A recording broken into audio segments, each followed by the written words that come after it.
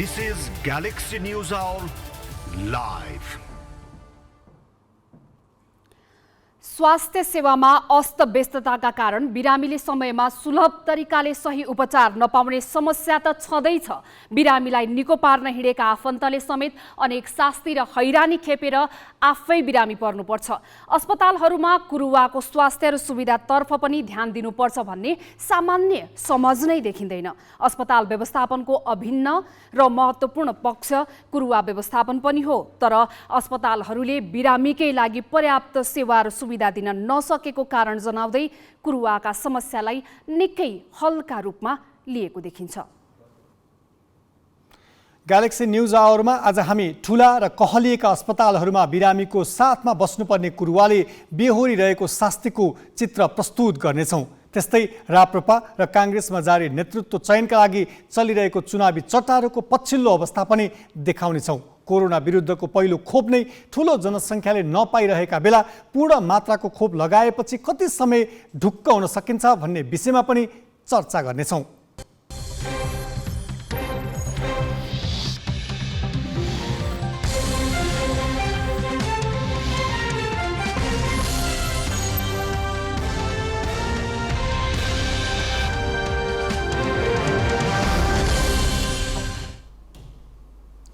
नमस्कार, यो हो ग्यालेक्सी न्यूज आवर। सही सूचना र प्रष्ट विश्लेषण सहित उपस्थित भएका छौं।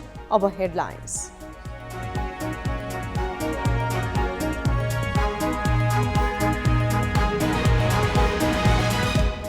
राप्रपामा नयाँ नेतृत्वका लागि मतदान जारी। अध्यक्षमा थापा र लिङदेन बीच टक्कर। कांग्रेसका 6वटा प्रदेशमा दुई पक्षबीच प्रतिस्पर्धा। प्रदेश 2 को चुनाव अनिश्चित। काठमाडौँका ठूला अस्पतालहरूमा बिरामी कुरुवाहरूको बिजोग, न बस्ने ठाउँ न शौचालयको सुविधा। कोरोना विरुद्धको पूर्ण मात्रामा खोप लगाए पनि 6 महिनापछि असर कम हुँदै जाने चिकित्सकको भनाई।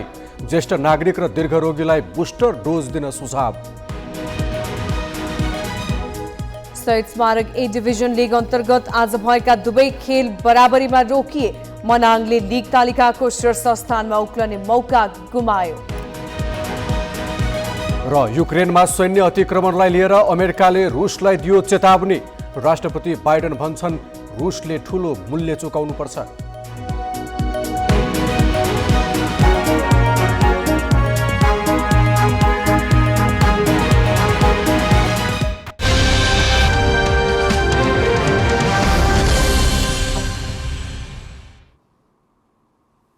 बिरामी त यसै बिरामी भइहाले। बिरामीलाई औषधि, खानेकुरा र अरू अत्यावश्यक सुविधाका लागि दौडधुप गर्नुपर्ने कुरुवा समेत बिरामी हुनुपर्ने अवस्था छ। अस्पतालहरूको अव्यवस्थापनका कारण केही सरकारी तथा निजी अस्पतालले कुरुवा घर सञ्चालनमा ल्याए पनि देशका ठूला सरकारी अस्पतालहरूमा भने बिरामी कुर्न बसेका आफन्तहरूको कन्त बिजोग नै छ। राति 11:30 बजे बुढा नीलकण्ठका 81 वर्षीय गोपाल बहादुर थापा त्रिवी शिक्षण अस्पतालको आकस्मिक कक्ष बाहिर भुइँमै पल्टिरहेका थिए। जनै खटिरा बिग्रिएर श्रीमतीलाई आकस्मिक कक्षमा भर्ना गरिएको छ। बिरामीको साथमा बुहारी आकस्मिक कक्षभित्र छिन्, तर उनलाई बस्ने मुडा पनि छैन। लामो समय उभिन गाह्रो भएपछि ससुरा बुहारी पालै पालो बिरामीको आडमा उभिन्छन्। आफै स्याहार चाहिने अवस्थाका गोपाल बहादुर बुहारीलाई पालो दिन अस्पताल बाहिरै सुतेका छन्। हात पर निन्द्रा लाग्दैन। हजुर। अनि त्यसै ढल्केको मात्रै। अनि अलिक सकुन्जल रुन नसके पछि आउनु है, म जान्छु भनेको बुहारीलाई। यो दृश्य त्रिवी शिक्षण अस्पतालको मेडिकल वार्ड बाहिरको हो। यहाँ यति बेला नेपाली समयअनुसार रातको 1:53 भएको छ र बिरामी कुरुवाहरू यसरी बाहिर प्यासेजमा सुतिरहेका छन्। चिसो सिँढीमाथि यो जाडोको कठ्याङ्ग्रिदो रात उनीहरूले कष्टपूर्ण तरिकाले बिताइरहेका छन्। श्रीमानको मृगौलामा गम्भीर समस्या भएपछि वीर अस्पतालमा भर्ना गरेकी ललितपुर ठूलो दुर्लुङ्की कमला तिमल सिन्हाको पीडा पनि उस्तै छ। बिरामीलाई 15 दिन अस्पतालमै राख्नुपर्ने चिकित्सकले बताएका छन्। श्रीमानको उपचार अवधिभरका लागि उनले ललितपुरकै चापागाउँमा डेरा लिएका छन्। विगत 7 दिनदेखि कमलाले चिसो भुइँमै पल्टेर रात कटाइन्। वीर अस्पतालको जताततै भित्तामा पाकेट मारबाट सावधान भनेर पोस्टर टाँसिएको छ। समय समयमा चोरबाट कुरुवा लुटिएको खबर सुनिन्छ। कमलालाई लुटिने डर मात्रै छैन, अस्पतालको शौचालयले समेत बिरामी पार्ने त्रास छ। अलि राम्रो हुनुपर्थ्यो कि बस्नुलाई, अब यस्तोमा त चोरहरू लाग्न सक्छ, पाकेट माराहरू यस्तो हुनसक्छ नि त। अलिक व्यवस्था हुनुपर्ने केही पनि छैन। टोयलेट बाथरुम त राम्रो छैन, फोहोर छ कि त्यस्तै। बिरामी बचाउन बिलाप गरिरहेका कुरुवा नै बिरामी परिने हो कि भन्ने मानसिक तनावमा हुन्छन्। यस्तो समस्या नझेलेको कुरुवा सायदै भेटिएला।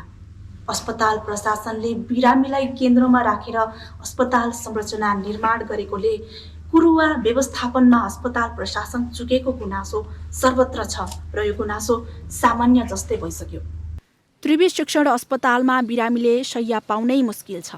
12 महिना भरिभराउ हुने यस अस्पतालको आकस्मिक कक्षमा शैय्या अभावका कारण मुडामै राखेर बिरामीको उपचार हुन्छ अनि कुरुवा रातभर उभिएरै जागराम बस्नुपर्ने बाध्यता छ। आकस्मिक कक्षको मात्रै होइन, अन्य वार्डमा पनि कुरुवाको यस्तै कन्तबिजोग छ। अब जोसँग पैसा छ त्यो जान्छ नि ठुलो प्राइभेटमा, जोसँग पैसा छैन के गर्ने? यो सुविधा हुनुपर्ने हो क्या सरकारले, हरेक चिज हुनुपर्दा राम्रो हुन्छ। शिक्षण अस्पतालकै आकस्मिक कक्षमा श्रीमती भर्ना गरेकी दाङका निमप्रसाद रिजाल भित्र उभिन पनि ठाउँ नपाएर बाहिर कुर्सीमै निदाउन पुगे। हामी जस्तै अरू पनि कुरालाई यसरी दुःख नपाउँ, टाइममा व्यवस्था गर्नुहोस् म्यानेजमेन्टले, एकजना कुराको लागि व्यवस्था होस्। कोठा थपेर हुन्छ, भाडामा लिएर जसरी पनि यसको समस्या चाहिँ समाधान हुनुपर्छ। स्वास्थ्य मन्त्रालयले 2070 सालमै बनाएको स्वास्थ्य संस्था स्थापना, सञ्चालन तथा स्तरोन्नति मापदण्ड निर्देशिकाले भन्छ अस्पतालको वार्ड तथा अन्य उपचार दिने स्थानमा आवश्यकता अनुसार बिरामीको साथमा रहने एकजना कुरुवालाई बस्न सक्ने प्रबन्ध हुनुपर्छ। तर देशका साना तथा ठूला अस्पताल प्रशासनलाई यी र यस्ता निर्देशिकाले छुन सकेको छैन। त्यो 301वटा बेडको लागि बनाइएको संरचना अहिले 800 बढी बेड पुगिसक्दाखेरि निश्चय पनि त्यो म्यानेज गर्न त्यति सहज छैन। तर पनि हामीले त्यो समस्या हामीले बुझेका छौँ र हामी कोसिस गर्दैछौँ के गर्ने, कसरी मिलाउने भनेर। अब हाम्रो सोचमा चाहिँ के छ भने अब निकट भविष्यमै एउटा बिरामी कुरुवा घर भनेर हामी छुट्टै बनाएर त्यहाँ चाहिँ हामी प्रबन्ध गर्ने व्यवस्था हामी गर्दैछौँ।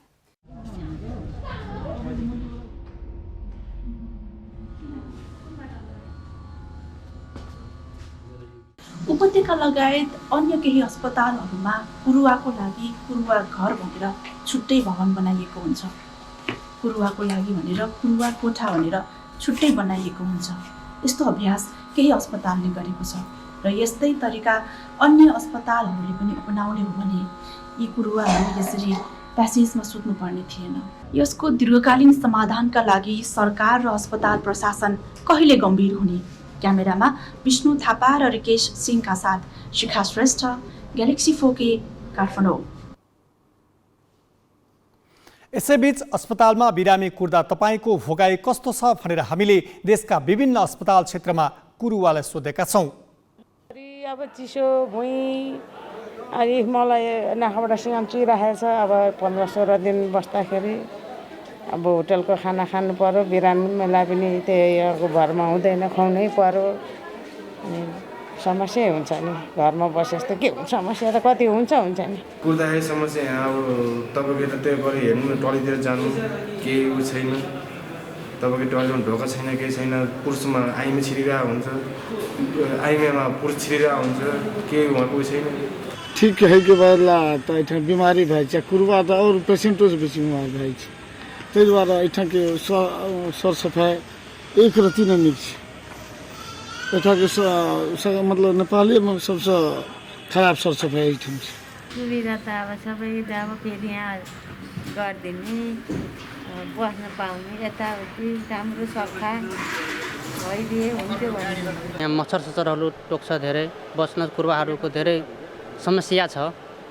कुरुवाहरूको पानी सानीको व्यवस्था त्यति छैन, टोयलेटहरू फोहोर छ।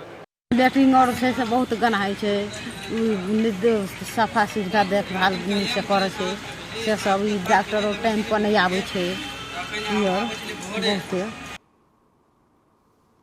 अस्पतालहरूमा बिरामीका लागि शय्याको व्यवस्था गरिए पनि कुरुवाहरूलाई हेरी खासै राम्रो व्यवस्था गरेको पाइँदैन। कतिपय अस्पतालले बिरामी कुरुवाका लागि केही सहज हुने गरी व्यवस्थापन गरे पनि प्राय सरकारी अस्पतालमा यसतर्फ विचारै पुर्याएको देखिँदैन। यसै सन्दर्भमा शुक्रराज ट्रपिकल तथा सरुवा रोग अस्पतालका पूर्व निर्देशक डाक्टर सागर कुमार राजभण्डारीलाई अस्पतालमा बिरामी कुरुवाका लागि कस्तो व्यवस्था हुनुपर्छ भनेर सोधेका छौँ।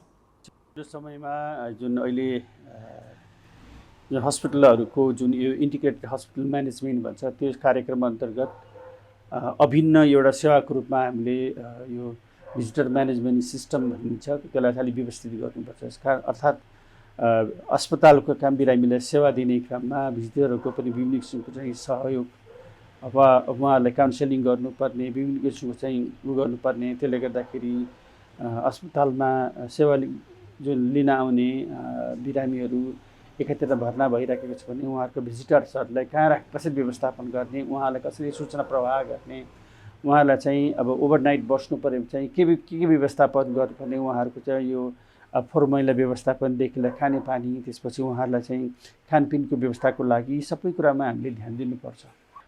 बिरामी कुरुवाका लागि अन्तर्राष्ट्रिय अभ्यास कस्तो छ र नेपालको परिवेश चाहिँ कस्तो छ? अब यो अन्तर्राष्ट्रिय परिवेशको कुरा गर्दाखेरि अब ती अस्पतालहरूमा अहिले यो हस्पिटल म्यानेजमेन्ट सिस्टमको एउटा महत्त्वपूर्ण अङ्गभित्र चाहिँ यो भिजिटर म्यानेजमेन्ट सिस्टमलाई लिइएको छ। त्यसले गर्दाखेरि ती अस्पतालहरूमा जस्तै भिजिटर्सहरूको चाहिँ भेहिकलहरूलाई कहाँ राख्ने, उहाँहरूलाई चाहिँ उहाँहरूको चाहिँ सेक्युरिटीका कुराहरू, उहाँलाई हस्पिटलले इन्ट्रान्स गर्ने बेलामा सर्टेन टाइमहरू दिइरहेको हुन्छ, त्यो टाइमभित्र उहाँहरू जाने, त्यसपछि उहाँहरूको चाहिँ भिजिटरको ट्यागिङ हुन्छ, रजिस्ट्रेसनहरू हुन्छ, उहाँलाई इन्ट्री जाने पोइन्टहरू छुट्टै हुन्छ, एक्जिट हुने पोइन्ट छुट्टै हुन्छ, त्यसपछि उहाँहरूको अब ओभरनाइट बस्नु पऱ्यो उहाँहरूलाई चाहिँ कहाँ राख्ने, उहाँहरूको चाहिँ प्रपर्टीहरूलाई कसरी सुरक्षित गर्ने, उहाँहरूको विभिन्न उहाँहरूको बिरामीको कन्डिसनबारे उहाँले इन्फर्मेसन कसरी दिने भन्ने कुरा स्पष्ट रूपमा चाहिँ भइराखेको हुन्छ भने हामी कहाँ त्यो सिस्टम अझै पनि पूर्ण रूपमा विकसित हुन सकेको छैन। खास गरेर पछिल्लो समयमा कतिपय प्राइभेट अस्पतालहरूले त्यसलाई चाहिँ अलिकति बल दिएको जस्तो छ भने खास गरेर चाहिँ सरकारी अस्पतालहरू जुन पहिल्यै बनेका अस्पतालहरू जुन साँघुरो ठाउँमा बनेको छ ती स्पेसहरूमा ती ठाउँहरूमा चाहिँ यसलाई खास गरेर भिजिटर म्यानेजमेन्ट सिस्टमको लागि त्यति ध्यान दिएको चाहिँ देखिँदैन। कानुनी प्रावधानहरू चाहिँ के कस्तो छ? कस्तो अस्पतालमा कति सयको अस्पतालमा अथवा एउटा बेड बराबर कति एरिया चाहिँ भिजिटर्सहरूको लागि राख्नुपर्ने हुन्छ, कति एरिया पार्किङको लागि राख्नुपर्छ, कति एरिया ग्रिनरी मेन्टेन गर्नुपर्छ, यी सबै कुराहरू चाहिँ स्पेसिफाइड भइराखेको हुन्छ। तर हामी कहाँ चाहिँ त्यो भइसकेको छैन। यसलाई चाहिँ हामीले विभिन्न यो हाम्रा निर्देशिकाहरू अथवा यो नीतिहरू चाहिँ बनाएर चाहिँ यसलाई लागू गर्नुपर्ने हुन्छ। कतिपय अस्पतालले त बिरामी कुरुवाका लागि व्यवस्था गरेका छन्, कतिपयमा अहिले पनि त्यो व्यवस्था छैन। सुधार गर्न चाहिँ के गर्नु पर्ला?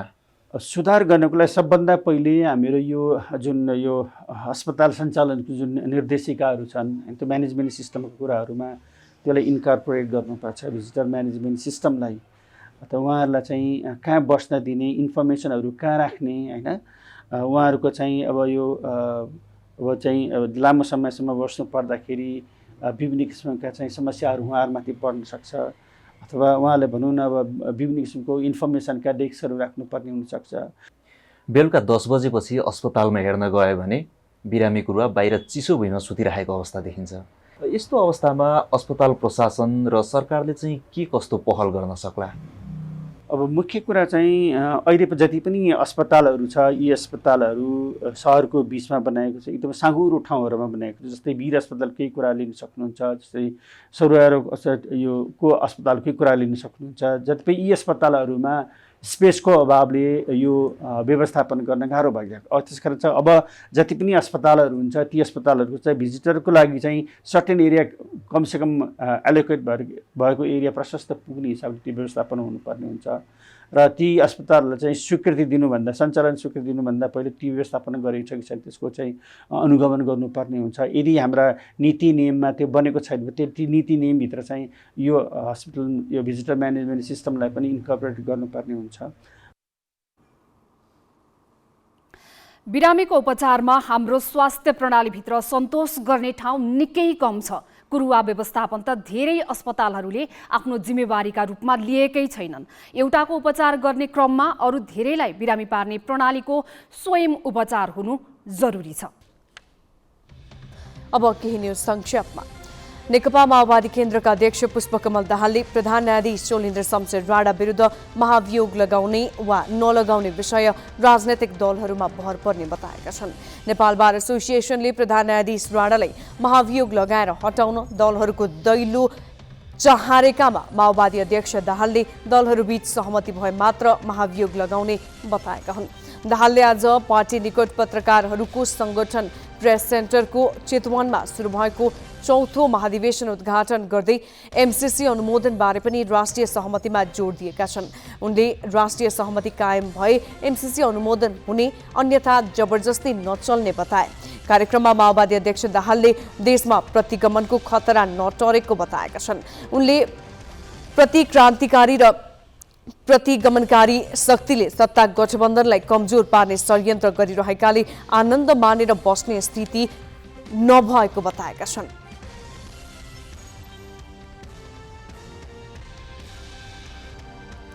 सप्ताहव्यापी सीताराम विवाह महोत्सवको दोस्रो दिन आज फुलबारी लीला आयोजना गरिएको छ।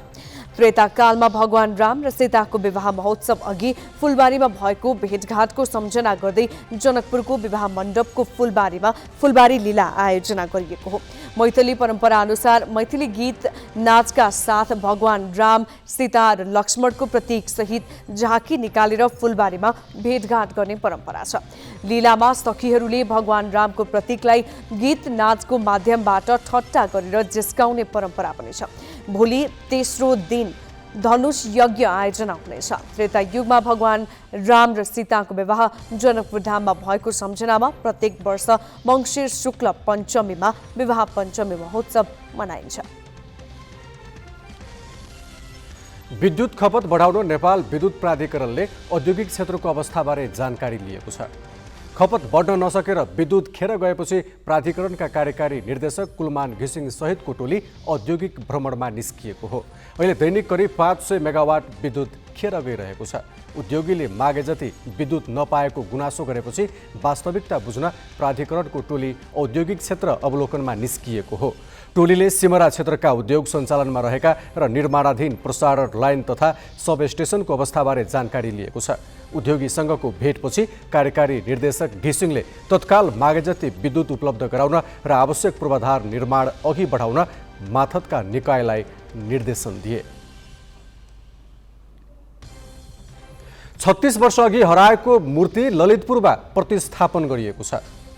ललितपुर महानगरपालिका 16 पटको टोलबाट 2042मा हराएको लक्ष्मी नारायणको मूर्ति आज प्रतिस्थापन गरिएको हो। नेपालका लागि अमेरिकी राजदूत र्यान्डी बेरी, पाटन दरबार सङ्ग्रहालयका पदाधिकारी र ललितपुर महानगरपालिकाका जनप्रतिनिधिको सहभागितामा मूर्ति प्रतिस्थापन गरिएको हो। 12औं शताब्दीमा निर्मित लक्ष्मी नारायण मूर्ति चोरेर अमेरिका पुर्याइएको थियो। अमेरिकी नागरिक जोएलिन डेभिस र एरिन टम्सनको सहयोगमा चैत अन्तिममा मूर्ति नेपाल ल्याइएको थियो। मूर्ति फेरि चोरी हुन सक्ने आशंकामा मन्दिर हातामा सीसीटीभी र साइरन तथा लेजर प्रविधिको व्यवस्था गरिएको छ। मध्य पहाडी लोकमार्ग अन्तर्गत बागलुङ सडक खण्ड जोखिमपूर्ण बन्दै गएको छ। यो खण्डमा कतै कालो पत्रे उप्किएर खाल्दै खाल्डाको समस्या छ भने कतै 17 वर्ष भइसक्दा पनि कालो पत्रे हुन सकेको छैन। 9 वर्ष अघि निर्माण भएको घोडा बाँधे गलकोट खण्डको सडक कालो पत्रे उप्किएर जीर्ण बनेको छ। बागलुङ घोडा बाँधे खण्डको 25 किलोमिटर सडकमा भने 17 वर्षसम्म कालो पत्रे नै भएको छैन। घोडा बाँधे गलकोट खण्डको 20 किलोमिटर जीर्ण सडक कुन निकायले मर्मत गर्ने भन्ने नै यकिन छैन। ठेकेदार कम्पनीले मर्मतमा आनाकानी गरिरहेको छ। ठेकेदारकै लापरवाहीले घोडा बाँधे बागलुङ खण्ड पनि कालो पत्रे हुन नसकेको हो। सडकको अवस्था बिग्रिएका कारण दैनिक आवत जावतमा समस्या छ। राष्ट्रिय प्रजातन्त्र पार्टी र नेपाली काङ्ग्रेस नेतृत्व चयनको चटारोमा छन्। राप्रपाको केन्द्रीय तहमै र काङ्ग्रेसको प्रदेश तहमा नेतृत्व चयनको लागि चुनाव चलिरहेको छ। यसको पछिल्लो अवस्था के छ त? यो प्रसङ्ग नवराज पाण्डेबाट। नेपाली कांग्रेसले मङ्सिर 24 देखि 14औं महाधिवेशन गर्दैछ। महाधिवेशन अन्तर्गत उसले पहिलोपटक प्रदेश कार्य समिति चयनका लागि आज निर्वाचन गर्यो। निर्वाचनमा संस्थापन र संस्थापन इतर प्रतिस्पर्धामा छन्। 6 प्रदेशमा मतदान भए पनि प्रदेश 2 मा भने निर्वाचन प्रक्रिया नै अघि बढ्न सकेको छैन। मुलुकमा सङ्घीय शासन व्यवस्था कार्यान्वयनमा आएको 4 वर्ष पुरा भए पनि नेपाली काङ्ग्रेसमा अहिलेसम्म प्रदेश स्तरीय संरचना छैन। उसले 14औं महाधिवेशन अन्तर्गत पहिलो पटक प्रदेश अधिवेशन गरिरहेको छ। अधिवेशन शुक्रबार सुरु भएको हो। पार्टीले पहिलो पटक प्रदेश संरचना बनाउन लागेकामा कार्यकर्तामा उत्साह छ। पार्टीको अवधारणा अनुरूप यो सङ्घीय चाहिँ संरचनामा गएछ, पहिलोचोटि भइरहेछ, बडा आनन्दको कुरो हो। काङ्ग्रेसको केन्द्रमा गुटै गुट छन्। नेताहरू संस्थापन र संस्थापन इतर पक्षमा बाँडिएका छन्। संस्थापन इतर समूहमा उपगुटहरू छन्, तर ती उपगुट अहिले मिलेको देखिएका छन्। प्रदेश अधिवेशनमा संस्थापन र संस्थापन इतर पक्षले प्रतिस्पर्धा गरेका छन्। 5 प्रदेशमा 2 समूहले प्रतिस्पर्धा गरिरहँदा बागमतीमा भने सभापतिमा 3 प्रतिस्पर्धी छन्। प्रदेश 1 मा कृष्ण सिटौला र देउबा पक्षबीच सहकार्य भएको छ। बागमतीमा भने सिटौला र देउबा पक्षका अलग अलग उम्मेद्वार छन्। रामचन्द्र पौडेल पक्ष यसबाट उत्साही छ। त्यसो त काङ्ग्रेसमा गुटगत प्रतिस्पर्धा भएको प्रदेश अधिवेशनमा मात्र होइन, तल्लो तहमा पनि गुट अनुसार नै प्रतिस्पर्धा भएको हो। केही युवा साथीहरू आउनुभएको छ, एउटा ऊर्जा, केही पुरानो साथीहरूलाई पनि सँगसँगै एउटा इतिहासलाई पनि समेटेर लाने प्रयासमा छौँ। तर पनि अहिले पछिल्लो जेनेरेसनमा यो 5 वर्षको ग्यापमा भएको यो अधिवेशन भएको कारणले गर्दाखेरि कम्तीमा हिजोदेखि काम गर्दै आएको र आफूले मत हालेको मान्छेले आफ्नो नेताले भोलि कार्यकर्ताको संरक्षण गर्न सकोस्, केही परिवर्तन गर्न सकोस्, ऊर्जा दिन सकोस् भन्ने खालको सोच धेरै कार्यकर्ताहरूको देखिन्छ। नेपाली काङ्ग्रेस पार्टीमा कम्तीमा पनि यो संविधानलाई सही ढङ्गले कार्यान्वयन गर्ने र त्यसपछि जनजीविकाका सवालमा विशेष किसिमको कार्यक्रम ल्याएर नेपाली जनताहरूलाई सुखमसँग चाहिँ गरी खान पाउने, आफ्नो देश मुलुकमा केही न केही गरौँ भन्ने खालको एउटा नीति ल्याएर त्यो खालको व्यवस्थापन गर्ने खालको नेतृत्व आउनुपर्छ भन्ने मलाई लाग्छ। प्रदेश 2 मा देउबा समूहबाट अलगिएका विमलेन्द्र निधिले राम सरोज यादवलाई उम्मेद्वार बनाउँदैछन्। देउबा समूहबाट कृष्णा यादव सभापतिका प्रत्याशी हुन्। 6वटा प्रदेशले प्रदेश कार्य समिति चयनका लागि मतदान गरिरहँदा प्रदेश 2 मा भने निर्वाचन प्रक्रिया नै अगाडि बढ्न सकेको छैन। सर्लाही जिल्लाको अधिवेशनलाई लिएर विवाद भएपछि त्यहाँको निर्वाचन अन्यलमा परेको हो। निर्वाचन अधिकृतले आइतबार निर्वाचन प्रक्रिया अगाडि बढाउने भनेका छन्, तर कार्यतालिका ल्याइएको छैन। कहीँ न कहीँ अधिवेशन माथि शङ्का उपशङ्का भएको छ। हामी पार्टीकै नजिकबाट चिनेको हुनाले गर्दा जुन तरिकाले हुनुपर्ने थियो, जुन तरिकाले जोस जागर हुनुपर्ने थियो, अहिले जोस जागर त्यो देखिएको छैन। प्रदेशको नेतृत्व आफ्नो पक्षमा पार्न केन्द्रीय नेताहरूले न्वारानदेखिकै बल लगाएका छन्। कुन पक्षले बाजी मार्छ नतिजाबाट देखिनेछ। प्रदेश अधिवेशनको नतिजाबाट पार्टी महाधिवेशनको मतको पनि जोड घटाउ हुनेछ। जिल्ला ब्युरोका साथ जितेन्द्र झा, ग्यालेक्सी 4K, काठमाडौँ। नेपाली काङ्ग्रेसको 14औं महाधिवेशन अन्तर्गत आज प्रदेश अधिवेशन जारी छ। 2 नम्बर बाहेक 6वटा प्रदेशमा आज प्रदेश कार्य समितिका लागि मतदान भइरहेको छ। गण्डकी प्रदेश 1 र सुदूरपश्चिम प्रदेशको मतदान भने सकिएको जानकारी आएको छ भने बाँकी प्रदेशमा मतदान जारी छ। काङ्ग्रेसका शीर्ष नेताहरूको गुटको प्रभाव प्रदेश अधिवेशनमा पनि देखिएको छ। प्रदेश नेतृत्वका लागि भएको गुटगत उम्मेदवारी दर्ताले केन्द्रको गुटको प्रभाव तल्लो तहसम्मै पुगेको स्पष्ट भएको छ। आज दिनभर कुन कुन प्रदेशमा के भयो त हाम्रा ब्युरो प्रमुखहरूसँग जानकारी लिउँ। यसका लागि प्रदेश 1 बाट ब्युरो प्रमुख राजु पौडेल, 2 बाट घनश्याम मिश्र, बागमतीबाट देवराज पन्त, गण्डकीबाट उत्तम पौडेल, कर्णालीबाट सुदीप पुरी र सुदूरपश्चिमबाट संवाददाता हिक्मत रावल हाम्रो सम्पर्कमा छन्। सुरुमा हामी जोड्न चाहन्छौँ प्रदेश 1 मा राजु पौडेलसँग। आज नेपाली काङ्ग्रेसको प्रदेश समितिको चयनका लागि 1 नम्बर प्रदेशमा भर्खरै मतदान सकिएको जानकारी हामीले पाएका छौँ। आज दिनभर मतदान प्रक्रिया कसरी अगाडि बढ्यो, अब मतगणना प्रक्रिया के हुन्छ, विस्तृतमा जानकारी गराइदिनुहोस् न। नवराजी, नेपाली काङ्ग्रेसको प्रदेश 1 अधिवेशन जुन पहिलोचोटि कार्यान्वयन प्रदेश संहितापछि प्रदेश यो कार्य समितिका लागि पहिलो पटक भएको यो अधिवेशनमा आज मतदान भएको छ र खास गरेर आज बिहान 8 बजेबाट मतदान प्रक्रिया सुरु हुने भनेर निर्वाचन समितिले जनाएको थियो। यद्यपि 3 जना जुन उम्मेदवारहरू हुनुहुन्थ्यो उहाँहरूको चाहिँ मतपत्रमा नाम नसमेटिसकेपछि अथवा प्राविधिक कारणबाट आज दिउँसो 3 बजेपछि मात्रै निर्वाचन समितिले मतदान प्रक्रिया सुरु गर्यो र 3 बजेपछि सुरु भएको मतदान साँझ 7 बजे सकिएको छ र खास गरेर यो प्रदेश 1 कांग्रेसको अधिवेशनका लागि 1804 प्रतिनिधिहरू मतदानमा जुन सहभागी हुनुपर्ने हो त्यसमध्ये चाहिँ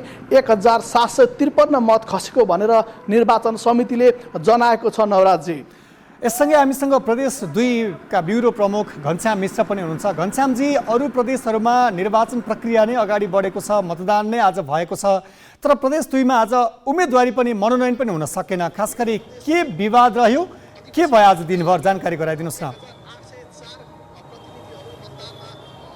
नवराजी, वास्तवमा प्रदेश 2 खास गरेर जनघनत्वको हिसाबले कांग्रेसको एउटा आधारशिला पनि प्रदेश 2 चाहिँ उहाँहरूले आफै कांग्रेसका नेताहरूले भने गर्नुहुन्छ। प्रदेश 2 को मुख्य रूपमा 3वटा जिल्लामा चाहिँ अहिले समस्या देखिएको छ। अहिले खास गरेर रमेश रिजालजीसँग कुरा हुँदाखेरि रौतहट, सप्तरी र सर्लाहीबाट मतदाता नामावली नै नआइसकेको अवस्था छ। सर्लाहीमा चाहिँ 2 समूह बीचको जुन तनाव छ त्यो आज दिनभरि नै वार्ताको माध्यमबाट समाधान गर्ने प्रयास गरियो, तर त्यो पनि समाधान भएको छैन। महोत्तरीमा आज मात्रै जानकारी हामीलाई प्राप्त भयो, त्यहाँ निर्वाचन अधिकृतमा जो खटिनु भएको थियो उहाँलाई अपहरण शैलीमा लिएर गएर जबरजस्ती नै उहाँसँग गरियो। त्यो आज विज्ञप्ति नै जारी गरेर उहाँले यो मान्य हुनुहुँदैन अनि राजीनामा समेत गर्नुभएको अवस्था छ। समग्रमा प्रदेश 2 को जुन रूपमा आज मनोनयन पत्र दाखिला हुनुपर्ने थियो, जसरी निर्वाचन प्रक्रिया अगाडि बढ्नुपर्ने थियो, त्यो चाहिँ देखिएन। यति बेला म खास गरेर गोपाल धर्मशालामा छु, जहाँ उहाँहरूले मतदान स्थल मनोनयन पत्र दाखिला गर्ने ठाउँ राख्नुभएको। त्यो ठाउँमा यति बेला कोही पनि हुनुहुन्न, खाली छ, कुर्सीहरू मात्र रहेको छ र व्यक्तिहरू कोही पनि देखिनु भएको छैन। र समग्रमा आज दिनभरि हामीले सबै नेताहरूलाई सम्पर्क गर्दा मतदान घनश्यामजी, म तपाईँकोमा फेरि आउँछु।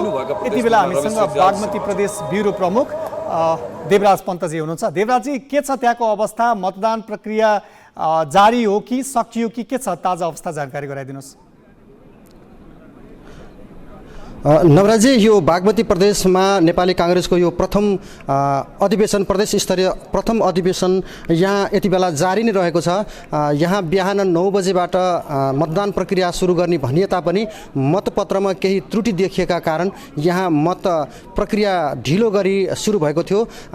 बेलुका 5 बजेको हाराहारीबाट मात्रै यहाँ मतदान प्रक्रिया सुरु भएको थियो भने यो मतदान प्रक्रिया अब 10 बजेसम्म नै जारी रहन्छ र अहिलेसम्मको अवस्थामा करिब 1700 भन्दा बढी मत खसिसकेको छ र बागमती प्रदेशमा 2137 मत रहेको छ। देवराजी, उम्मेदवारी लगायतका अरू विषयमा, प्रतिस्पर्धाको विषयमा हामी तपाईँसँग फेरि आउनेछौँ। यति बेला हामीसँग गण्डकी प्रदेश ब्युरो प्रमुख उत्तम पौडेल हुनुहुन्छ। उत्तमजी, के छ त्यहाँको अवस्था? मतदान प्रक्रिया सकियो, अब मतगणना कतिखेर सुरुवात हुन्छ, जानकारी गराइदिनुहोस्। आज बिहान 9 बजेबाट मतदान प्रक्रिया सुरु भएको थियो गण्डकी प्रदेशमा। विशेष गरेर 1165 मतदाता रहेको गण्डकी प्रदेशमा बेलुका 4 बजे मतदान प्रक्रिया सम्पन्न भइसकेको छ भने 1146 मत चाहिँ खसेको भनेर निर्वाचन आयोगले हामीलाई जानकारी दिएको छ। र पछिल्लो समय यति बेला म मतगणना हुने स्थानमा रहेको छु। 8 बजे बेलुकाबाट अहिले साँझ 8 बजेबाट मतगणनाको कार्यक्रम सुरु भइसकेको छ र यति बेला सम्पूर्ण पदाधिकारीहरूदेखि लिएर सम्पूर्ण नेता तथा कार्यकर्ताहरू यति बेला मतगणना स्थलमा भिडभाड गरेर उत्साहित तरिकाले यहाँ आफ्नो उपस्थिति जनाइरहनु भएको छ। विशेष गरेर गण्डकी प्रदेशमा रामचन्द्र पौडेल पक्षधर र त्यसैगरी शेरबहादुर देउबा पक्षधर गरेर 2 प्यानल गरेर यहाँ निर्वाचन भएको थियो अथवा मतदाता तपाईको उम्मेदवारहरूलाई खडा गरिएको थियो, जसअनुसार आजको यो प्रतिस्पर्धा एकदमै कडा हुने हामीले अनुमान गरिरहेका छौँ। उत्तमजी, तपाईँकोमा म फेरि आउँछु। यति बेला प्रदेश 1 तर्फ लाग्न चाहन्छु। राजुजी, त्यहाँ जसरी मतगणना सुरुवात भएको छैन, मतगणना कहिलेबाट सुरुवात हुन्छ र अन्तिम परिणाम आउन कति समय लाग्ने यहाँलाई निर्वाचन समितिले जानकारी गराएको छ? नवराजी खास गरेर आज साँझ मतदान सम्पन्न भएपछि त्यसपछि अहिले यहाँबाट जुन मतपत्रहरू छ त्यहाँ लाछाप लगाएर त्यो गणनाका लागि भनेर यो मोरङको काङ्ग्रेसको कार्यालयमा लगिएको छ र निर्वाचन अधिकृत भरत थापाले जानकारी दिनुभए अनुसार भोलि बिहानबाट सबैसँग बसेर छलफल गरिसकेपछि दलका प्रतिनिधि त्यसै गरी उम्मेदवारका प्रतिनिधि र उम्मेदवारहरूसँग बसेर छलफल गरिसकेपछि र कति बजेदेखि गणना गर्ने भन्ने बिहान पछि मात्रै निकुल हुने भनेर उहाँले जानकारी गराउनु भएको छ। नवराजी भोलि मात्रै आउने भयो परिणाम? हजुर, भोलि बिहान पछि बिहानदेखि चाहिँ मतगणना सुरु हुनेछ र लगभग रातिसम्ममा आउने अब कति ठाउँ गणना गर्ने त्यो चाहिँ उम्मेदवारका प्रतिनिधि उम्मेदवारहरू बसेर छलफल गरिसकेपछि कसरी मतगणनालाई सुचारू राख्ने भनेर त्यो छलफलपछि निर्णयपछि मात्रै त्यसको समय अवधि अब कति ठाउँ गणना गर्ने भन्ने हुन्छ, त्यसपछि मात्रै अन्तिम परिणाम चाहिँ आउने भनेर उहाँले जानकारी गराउनु भएको छ। नवराजी हस् राजुजी, तपाईँसँग थप अपडेट लिँदै जानेछौँ। यो जानकारीको लागि यहाँलाई धन्यवाद। अब हामी प्रदेश 2 तर्फ लाग्न चाहन्छौँ। प्रदेश 2 मा हाम्रा प्रदेश 2 ब्युरो प्रमुख घनश्याम मिश्र, जहाँ आज मतदान हुन सकेको छैन, आज तोकिएको उम्मेदवारी मनोनयन पनि हुन सकेको छैन, त्यहाँको अरू थप वस्तुस्थिति के छ? आज त्यहाँ उम्मेदवारी नै मनोनयन हुन नसक्नु, कतिपय जिल्लामा तोकिएका निर्वाचन अधिकृतहरू नै सम्पर्कविहीन हुनु, यो समग्र परिस्थिति कसरी बन्न पुग्यो?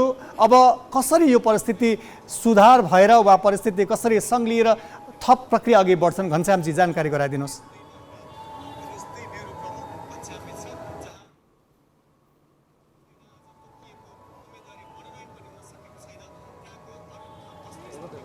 घनश्यामजी हामीलाई सुन्दै हुनुहुन्छ?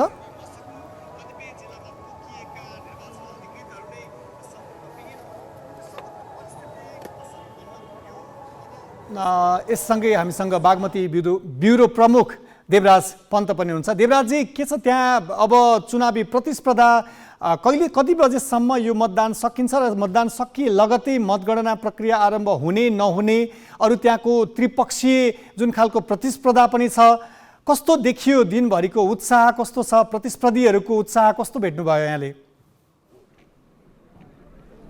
बागमती प्रदेशमा चाहिँ यो विशेष गरी 91 जनाको कार्य समिति रहेको छ। सो 91 जनाको कार्य समितिमा 8 जना चाहिँ पदाधिकारी रहेका छन् र पदाधिकारी भित्र पनि सभापतिमा चाहिँ 3 जनाको त्रिकोणात्मक यहाँ प्रतिस्पर्धा रहेको छ। नेपाली काङ्ग्रेसको विधान अनुसार चाहिँ सभापतिले न्यूनतम पनि 50% मत बढी ल्याउनु पर्ने हुन्छ। यस हिसाबले हेर्दाखेरि त्रिकोणात्मक जुन प्रतिस्पर्धा छ, यो प्रतिस्पर्धाले चाहिँ कतै 50% मत कुनै एकजनाले ल्याउनु भएन भने सभापतिमा पुनः मतदान गर्नुपर्ने अवस्था रहेको छ भने यहाँ रहेका मतदाताहरू, विभिन्न जिल्लाबाट आएका मतदाताहरूले चाहिँ यहाँ उत्साहपूर्वक नै यहाँ मतदान गरिरहेका छन्। मेरो पृष्ठभूमिमा पनि यति बेला मतदानको प्रक्रिया अगाडि बढिरहेको हामी देख्न पनि सक्छौँ र बागमती प्रदेशमा सभापतिले न्यूनतम 1069 मत ल्याउनु पर्ने अवस्था रहेको छ र यो मतदान प्रक्रिया अहिले राति 10 बजेसम्म जारी रहने हामीलाई निर्वाचनको कार्यालयले जानकारी दिएको छ। हुन्छ, थप अपडेट लिँदै जानेछौँ। अहिले यहाँलाई पनि धन्यवाद। अब यससँगै हाम्रो गण्डकी प्रदेश ब्युरो प्रमुख उत्तम पौडेलसँग कुराकानी गर्न जाँदैछौँ। उत्तमजी, त्यहाँ मतगणना प्रक्रिया र त्यसपछि कहिलेसम्म परिणाम आउँछ? त्यहाँ अझै सभापति र अरू प्यानलै जसरी प्रतिस्पर्धामा रहनु भएको थियो, अरू अवस्था के छ? जानकारी गराइदिनुहोस्। यति बेला म मतगणना स्थलमै रहेको छु। पछिल्लो समय मतगणनाको पहिलो परिणाम यति बेला हामीले प्राप्त गरेका छौँ, जस अनुसार पहिलो 100 गन्दाखेरि 100 मत गन्दाखेरि 50-50 रहेको छ। 2 जना जो प्रत्याशी हुनुहुन्छ सुकुराज शर्मा र अर्जुन जोशी, 2 जनाको 50-50 मत आएको हामीले जानकारी प्राप्त गरेका छौँ भने दुवैजना सुकुराज शर्मा विशेष गरेर उहाँ चाहिँ रामचन्द्र पक्षधरबाट चाहिँ पक्षबाट उम्मेदवारी उहाँको रहेको थियो भने त्यसैगरी अर्जुन जोशी जो हुनुहुन्थ्यो उहाँ चाहिँ शेरबहादुर देउबा पक्षधरबाट चाहिँ उहाँले उम्मेदवारी दिनुभएको छ। त्यसै गरी हेर्ने हो भने गण्डकी प्रदेशका 11 जिल्लामध्ये केही समय अगाडिसम्म रामचन्द्र पौडेलको वर्चस्व हावी रहेको यो ठाउँमा पछिल्लो समय शेरबहादुर देउवाका विभिन्न जिल्लाहरूमा शेरबहादुर देउवा पक्षधरका सभापतिहरू चयन हुनु र यसले यो हिसाबले हेर्ने हो भने यसलाई महत्त्वपूर्ण हिसाबले हेरिएको छ र विभिन्न जिल्लाबाट आउनुभएका 11 जिल्लाबाट आउनुभएका प्रतिनिधिहरू र त्यसै गरी जो मतदाताहरू हुनुहुन्छ उहाँहरू एकदमै उत्साहित हुनुहुन्छ र आजको परिणाम के हुने हो र कति मतान्तरले यति बेला चाहिँ को विजयी हुने हो भन्ने कुराको सबैले आफ्नो तरिकाले आकलन चाहिँ गरिरहनु भएको छ। यद्यपि यही होला भन्ने अवस्था चाहिँ अहिलेसम्म छैन। हुन्छ, हस् उत्तमजी, यहाँसँग पनि बाँकी अपडेट लिँदै जाँदैछौँ। प्रारम्भिक मतगणना अनुसार निकै कडा प्रतिस्पर्धा हुने अवस्था देखिएको छ। यससँगै 2 नम्बर प्रदेश ब्युरो प्रमुख घनश्याम मिश्र पनि हामीसँगै हुनुहुन्छ। घनश्यामजी, त्यहाँ जसरी आज मनोनयन पनि हुन सकेन, कतिपय निर्वाचन अधिकृतहरू सम्पर्कविहीन हुने अवस्था कसरी बन्यो, अब यो स्थितिमा कसरी सुधार आउला, भोलिको अवस्था के हुन्छ, भोलि कसरी प्रक्रिया अगाडि बढ्छ? खास गरेर नवराजी यो गम्भीर प्रश्न पनि हो। खास गरी प्रदेश 2 मा कङ्ग्रेसमा आबद्ध सबैको एउटा जिज्ञासाको विषय पनि बनेको छ। के होला त प्रदेश 2 को प्रथम प्रदेश अधिवेशन जुन हुने थियो त्यो हुन्छ कि हुँदैन भन्ने गम्भीर सवाल उठेको छ। यसमा चाहिँ म के भन्छु भने हाम्रो रमेश रिजालजीसँग कुरा हुँदाखेरि उहाँले एउटा कन्फिडेन्टली के भन्नुभयो भने साँझ कि आज रातिसम्म मतदाता नामावली 3वटा जिल्लाको आउँछ र भोलिबाट प्रक्रिया सुरु हुन्छ उहाँले भन्नुभएको छ।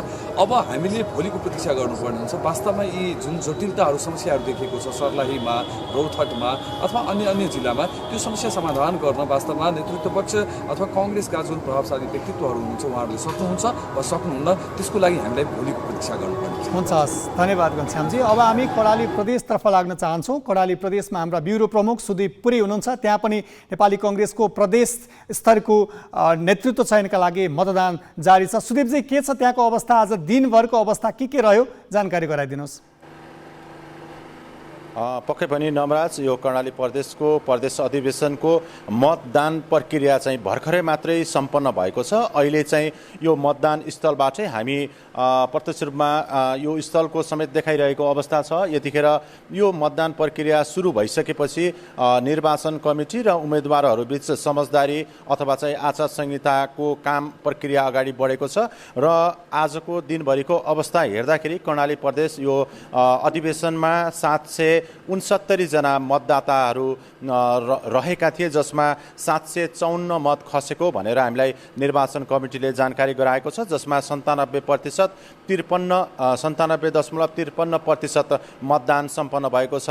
भन्नुपर्दा 100% नै मत खसेको भन्न सकिन्छ नवराज। त्यसै गरी अहिले चाहिँ अबको केही बेरमा मत प्रक्रिया मतगणना सुरु हुँदैछ नवराज। यहाँ चाहिँ नेपाली काङ्ग्रेसको जसरी यो विधान बमोजिम 51% मत चाहिँ खस्नै पर्ने, सभापतिलाई 51% मत पुग्नै पर्ने अवस्था विधानमा रहेकोले यहाँ चाहिँ त्रिपक्षीय भिडन्त रहेको थियो, त्रिपक्षीय प्रतिस्पर्धा रहेको थियो, जसले गर्दा पनि यहाँको स्थिति अहिले चाहिँ सभापतिबाट मतगणना सुरु हुँदैछ। सभापतिमा 51% कुनै पनि उम्मेदवारले ल्याउन नसकेको खण्डमा भोलि बिहान पुनः 9 बजीदेखि मत प्रक्रिया अथवा चाहिँ मतदान प्रक्रिया सुरु हुने भन्ने निर्वाचन कमिटीले जनाएको छ। तर त्यस्तो अवस्था देखिँदैन नवराज।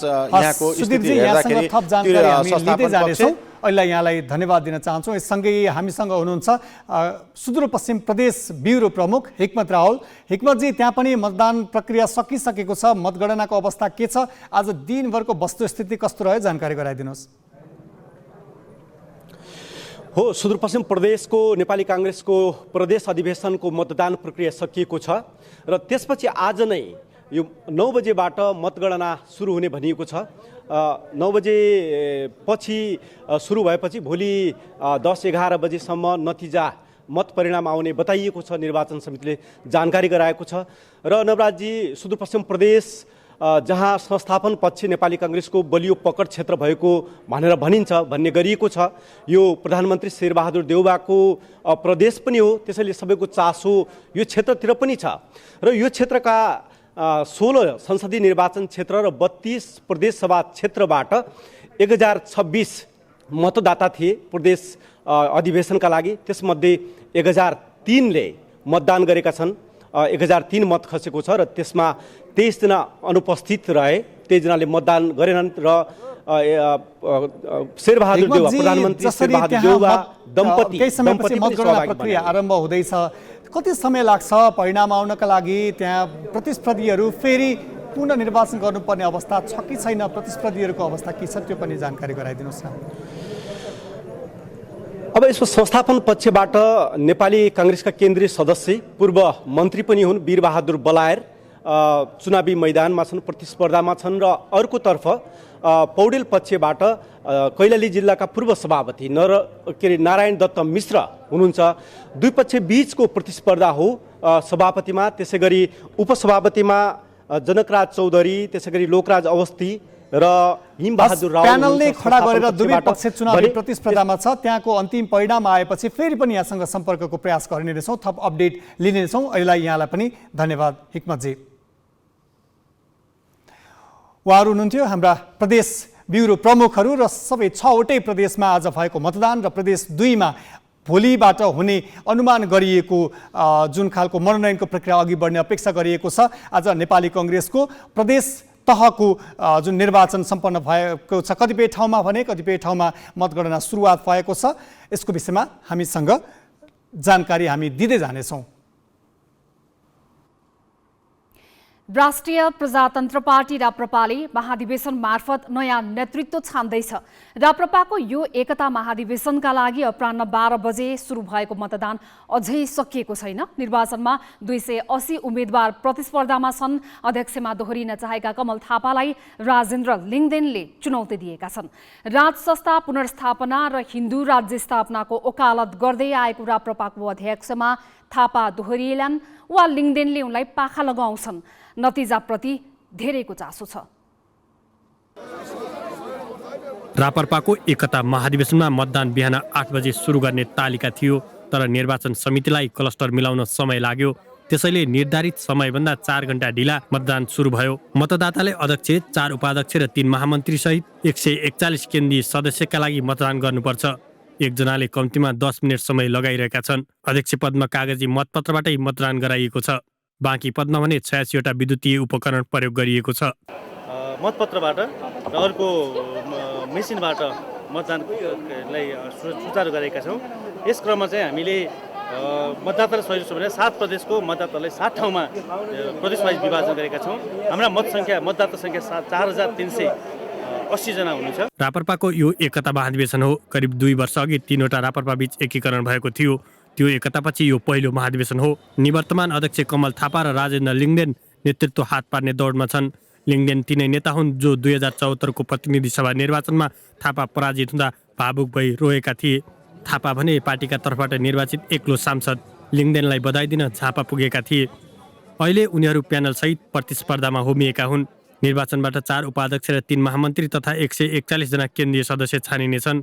लिङदेनले सुरुमै मतदान गरे। थापा भने मतदातालाई फकाउन व्यस्त रहे। उनले ढिला गरी मतदान गरे। मतदातालाई आफ्नो पक्षमा पार्न थापा र लिङदेनका समर्थकले दिनभर प्रयास गरे। एकता महाधिवेशनमा नै पदाधिकारीमा 2 वटा प्यानल खडा भएकाले कार्यकर्तामा पार्टी फेरि विभाजन आउने हो कि भन्ने चिन्ता छ। तर नेताहरूले भने लोकतन्त्रमा प्रतिस्पर्धालाई स्वाभाविक रूपमा लिनुपर्ने र निर्वाचन भएकै कारण पार्टी एकतामा कुनै असर नपर्ने भनेका छन्। तितो अनुभवबाट हामीले पार्टी सिकिसकेका छौँ। पार्टीलाई एकताबद्ध ढङ्गबाट अगाडि बढाउने बारेमा सम्पूर्ण नेतृत्व पङ्क्ति प्रतिबद्ध छ। जुनसुकै जस्तोसुकै परिणाम आए पनि पार्टी एक रहन्छ। अब यो चोटि यो सबै प्रकारको व्यक्तिसँग जोडिने पहिचान समाप्त भएर अब यो महाधिवेशनपछि सबै कार्यकर्ताहरू राष्ट्रिय प्रजातन्त्र पार्टीको कार्यकर्ता बनेर जान्छ। प्रजातान्त्रिक प्रक्रियामा जो जति उत्रे पनि एउटा परिणाम आउँछ। प्रजातान्त्रिक प्रक्रियामा चाहिँ जाने अनि त्यहाँबाट परिणाम नस्वीकार्ने त त्यो प्रजातान्त्रिक प्रवृत्ति नै होइन। त्यसैले पार्टी राप्रपाको जो जति उम्मेदवार छ उनीहरूले परिणाम स्वीकार्नुपर्छ। राप्रपाका 3 निवर्तमान अध्यक्षमध्ये पशुपति शमशेर जबरा थापा र प्रकाश चन्द्र लोहनीले लिङदेनको पक्षमा मत मागे। पञ्चायती व्यवस्थामा मन्त्री र प्रधानमन्त्री भएका नेताहरूले बहुदल आएपछि 2047 सालमा राप्रपा गठन गरेका थिए। त्यस यता राप्रपा धेरै पटक टुटफुटबाट गुज्रियो। त्यसको कुनै सैद्धान्तिक कारण थिएन। सत्ता स्वार्थकै कारण राप्रपामा फुटको विगत छ। राज संस्था पुनर्स्थापना र हिन्दू राज्य स्थापनाको एजेन्डामा राप्रपामा अहिले कुनै विवाद छैन। यो एजेन्डालाई अगाडि बढाउन नेतृत्वमा थापा नै दोहोरिन्छन् वा लिङदेनले बाजी मार्छन्। 4380 मतदाताले खसालेको मतको नतिजा आइतबार बिहानसम्म आइसक्ने भनिएको छ। क्यामेरामा योगेश लामाका साथ अङ्गराज नेउपाने, ग्यालेक्सी 4K, काठमाडौँ।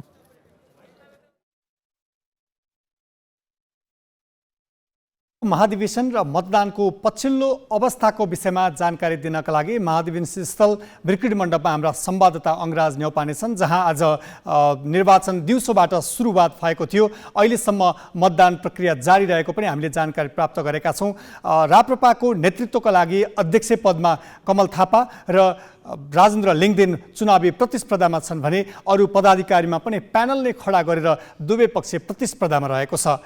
पूर्व पञ्चहरूको पार्टीको रूपमा चिनिएको राप्रपामा नयाँ नेतृत्वको लागि निर्वाचन भइरहँदाखेरि लामो समयदेखि टुटफुट र जुटको श्रृङ्खला बेहोरिरहेको राप्रपाको यो महाधिवेशन एकताको महाधिवेशनको रूपमा जसरी अर्थाइएको छ, साँच्चै के यसले एकता महाधिवेशनको जस्तो एउटा खालको जुन परिकल्पना गरिएको छ त्यस्तै अवस्था सृजना गर्न सक्ला वा नसक्ला, यो भने आगामी दिनमा हेर्नुपर्ने अवस्था छ। त्यहाँको मतदान स्थलको समग्र अवस्थाको विषयमा जानकारी दिनका लागि हामीसँग अङ्गराज न्यौपाने हाम्रो संवाददाता जोडिएका छन्। अङ्गराजजी, त्यहाँको अवस्था के छ? आज अहिले मतदान प्रक्रिया के भइरहेको छ त्यो जानकारी गराइदिनुहोस्। पक्कै पनि अहिलेसम्म पनि मतदान प्रक्रिया चलिरहेको छ र यति बेलासम्म केही बेर अगाडि मात्र हामीले निर्वाचन समितिका सदस्यहरूसँग कुरा गरेका थियौँ। 3000 भन्दा बढी मत खसेको र अझै पनि 1200 भन्दा बढी मत खस्न बाँकी रहेको भनेर हामीलाई जानकारी दिनुभएको छ भने यही रफ्तारमा मतदान चल्यो भने राति 11 बजेसम्म मतदान प्रक्रिया जारी रहने भनेर उहाँले दिइरहनु भएको छ। अहिले पनि महाधिवेशन प्रतिनिधिहरू नेतृत्व छान्नका लागि लामबद्ध भएर मतदान प्रक्रियामा सहभागी भइरहेका छन्। राप्रपाको यो मतदानमा मतपत्र र विद्युतीय मेसिनबाट दुवै तर्फबाट मतदान भइरहेको छ। यो अलिकति ढिलाइ हुनुको पछाडि कारण के हो? मतदान सकिए लगत्तै मतगणना सुरु हुन्छ कि के हुन्छ, त्यो विषयमा जानकारी गराइदिनुहोस्। पक्कै पनि बिहान 8 बजेदेखि बेलुका 5 बजेसम्म उनीहरूले मतदान समय तोकिएको थियो, तर प्राविधिक समस्याका कारण दिउँसो पौने 12 बजे मात्र मतदान प्रक्रिया सुरु भएको थियो र त्यो मतदान प्रक्रिया सुरु भइसकेपछि बिचबिचमा केही समयको मतदाताहरू प्रतिनिधिहरू चाँडो आउने र केही ढिला आउने कारणले गर्दाखेरि लगातार एउटै रूपमा मतदान रूपमा सम्पन्न हुन सकेन र एउटै व्यक्तिलाई मतदान गर्न पनि 10देखि 15 मिनटको समय लागेको हुनाले यो बिचमा मतदान गर्नेको समय लामो समयसम्म लाग्यो भनेर उहाँहरूले हामीलाई जानकारी दिनुभएको थियो भने विद्युतीय र कागज मतदान गर्दाखेरि दुई खालका जुन मतदान प्रक्रिया अपनाइएको छ त्यसमा पनि केही मतदाताहरू झुक्किएको हुनाले अलि समय लामो लागेको भनेर बताइरहनु भएको छ। यद्यपि करिब 4380 जना मतदाता रहेको अवस्थामा जुन रूपमा अहिलेसम्म मतदान प्रक्रिया अगाडि चलिरहेको छ यसलाई समग्र ठिकै गतिमा भएको अङ्गराजजी, यहाँलाई धन्यवाद। हामी यहाँसँग थप अपडेट लिँदै जानेछौँ। अहिलेलाई धन्यवाद। उनी थिए हाम्रा संवाददाता अङ्गराज न्यौपाने। अब केही न्युज संक्षेपमा। शहीद स्मारक ए डिभिजन लिगमा सङ्कटाले मनाङ मर्स्याङ्दी क्लबलाई 2-2 गोलको बराबरीमा रोक्दा चासल युथ क्लबले पनि एनआरटीसँग अङ्क बाँडेको छ। मनाङ विरुद्ध सङ्कटाले 2 पटक अग्रता जोगाउन सकेन। खेलको 31औं मिनेटमा लक्ष्मण रुचालको फ्री किकमा निरज बस्नेतले हेडर गोल गर्दै सङ्कटालाई अग्रता दिलाए। लगत्तै मनाङले बराबरी गोल फर्काए। 35औं मिनेटमा पूजन उपरकोटीको फ्री किकमा दयानन्द सिंहले बराबरी गोल गरे। 71औं मिनेटमा फोफानाको क्रसमा उत्तम राईले हेडर गोल गर्दै सङ्कटालाई पुनः अग्रता दिए, तर इन्जुरी समयको अन्तिम मिनेटमा मनाङका कुइटेलेले बराबरी गोल फर्काए। बराबरीपछि मनाङ 7 अङ्कसहित तालिकाको दोस्रो स्थानमा छ। सङ्कटाको 5 अङ्क छ। अर्को खेलमा च्यासल एनआरटीसँग 1-1 गोलको बराबरीमा रोकियो। 44औं मिनेटमा कमल श्रेष्ठको फ्री किकमा एनआरटीका मेस्सेकेले क्लियर गर्न खोजेको बलमा रुमेश बर्तौलाले भली गोल गरे। 79औं मिनेटमा दिपेश घलेले गोल गरेपछि खेल 1-1 को बराबरीमा सकियो। च्यासलको 4 अङ्क भएको छ भने एनआरटीको 2 अङ्क छ। अमेरिकी राष्ट्रपति जो बाइडनले युक्रेनमा सैन्य अतिक्रमण बढाए रुसले त्यसको ठूलो मूल्य चुकाउनु पर्ने धम्की दिएका छन्। राष्ट्रपति बाइडनले मस्कोलाई आफ्नो सीमारेखा पार नगर्न सचेत गराउँदै युक्रेनमा सैन्य गतिविधि अघि बढाउने बारे नसोच्न भनेका छन्। उनले युक्रेनप्रति लक्षित रुसको सैन्य कार्यक्रम अमेरिकाको अगाडि असम्भव जस्तै रहेको बताए। रुसले सीमा क्षेत्रमा 94,000 सेना राखेर सैन्य गतिविधि अघि बढाएको भन्दै युक्रेनले आपत्ति व्यक्त गरेपछि अमेरिकाको यो प्रतिक्रिया आएको हो।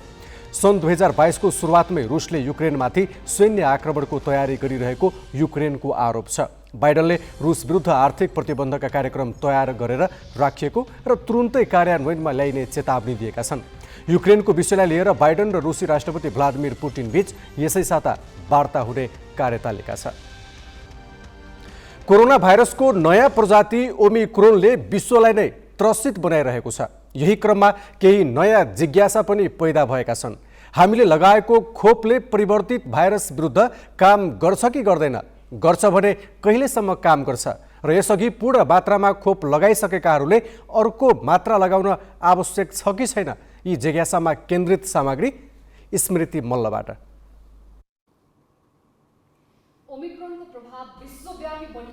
यसले खोपलाई नै चुनौती दिन सक्ने विश्लेषण भइरहेका छन्।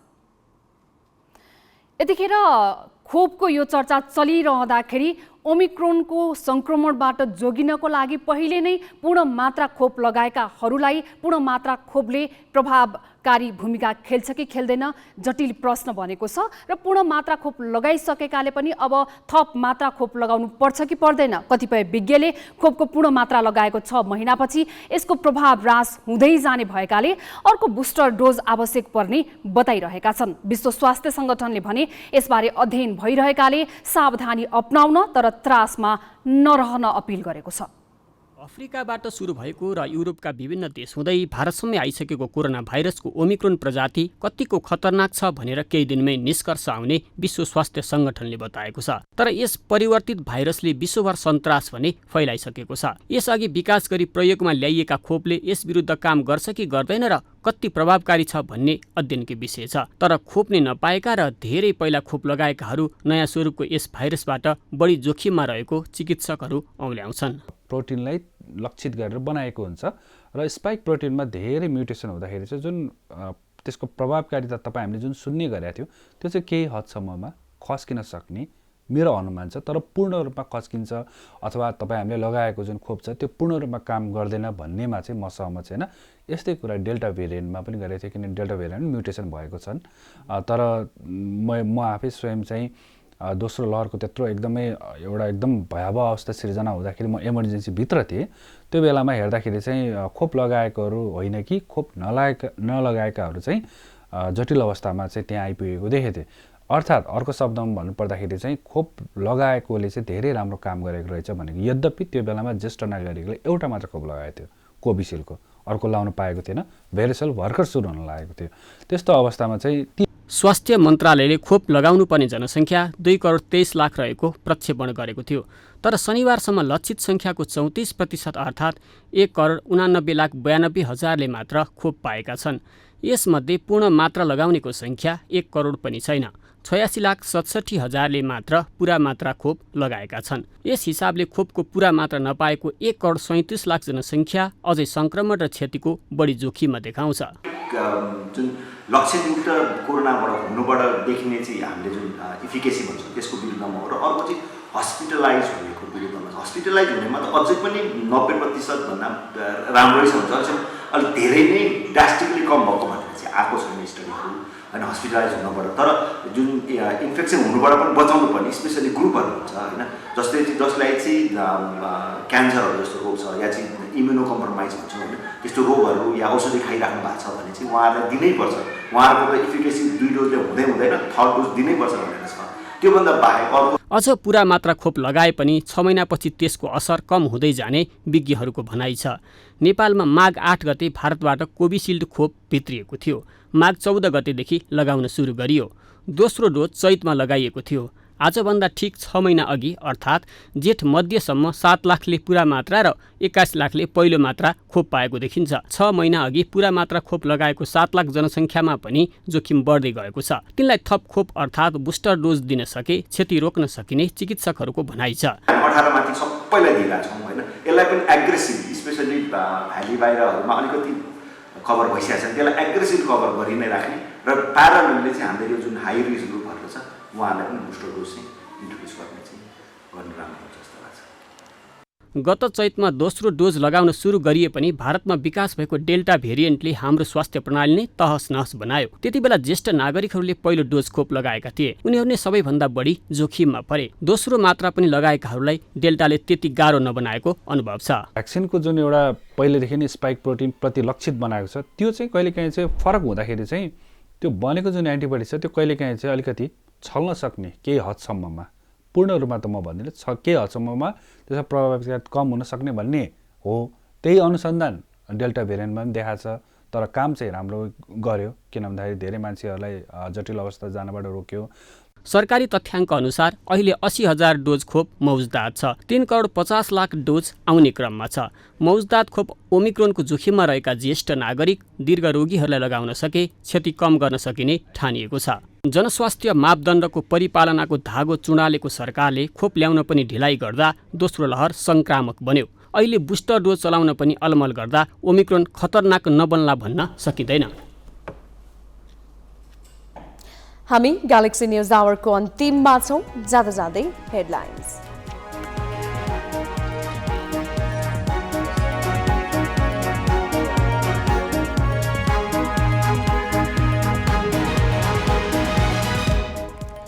राप्रपामा नयाँ नेतृत्वका लागि मतदान जारी। अध्यक्षमा थापा र लिङदेन बीच टक्कर। काङ्ग्रेसका 6वटा प्रदेशमा दुई पक्षबीच प्रतिस्पर्धा। प्रदेश 2 को चुनाव अनिश्चित। काठमाडौँका ठूला अस्पतालहरूमा बिरामी कुरुवाहरूको बिजोग, न बस्ने ठाउँ न शौचालयको सुविधा। कोरोना विरुद्ध पूर्ण मात्रामा खोप लगाए पनि 6 महिनापछि असर कम हुँदै जाने चिकित्सकको भनाई। ज्येष्ठ नागरिक र दीर्घरोगीलाई बुस्टर डोज दिन सुझाव। शहीद स्मारक ए डिभिजन लिग अन्तर्गत आज भएका दुवै खेल बराबरीमा रोकिए। मनाङले लिग तालिकाको शीर्ष स्थानमा उक्लने मौका गुमायो। र युक्रेनमा सैन्य अतिक्रमणलाई लिएर अमेरिकाले रुसलाई दियो चेतावनी। राष्ट्रपति बाइडेन भन्छन् रुसले ठूलो मूल्य चुकाउनुपर्छ।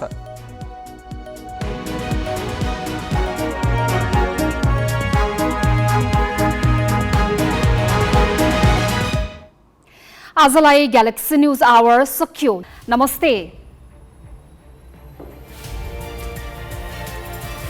This is Galaxy News Hour live.